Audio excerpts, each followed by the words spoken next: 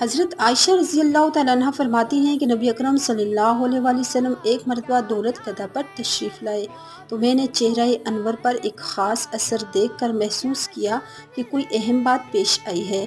حضور صلی اللہ علیہ وآلہ وسلم نے کسی سے کچھ بات چیت نہیں فرمائی اور وضو فرما کر مسجد میں تشریف لے گئے۔ میں حجرہ کی دیوار سے لگ کر سننے کھڑی ہو گئی کہ کیا ارشاد فرماتے ہیں۔ حضور صلی اللہ علیہ وسلم منبر پر تشریف فرما ہوئے اور حمد و ثنا کے بعد ارشاد فرمایا، لوگوں، اللہ تعالیٰ کا ارشاد ہے کہ تم نیکی کا حکم اور برائی سے منع کرتے رہو۔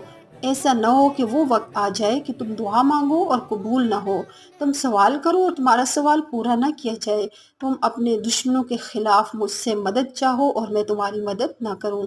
یہ کلمات طیبات حضور صلی اللہ علیہ وآلہ وسلم نے ارشاد فرمائے اور منبر سے نیچے تشریف لے آئے۔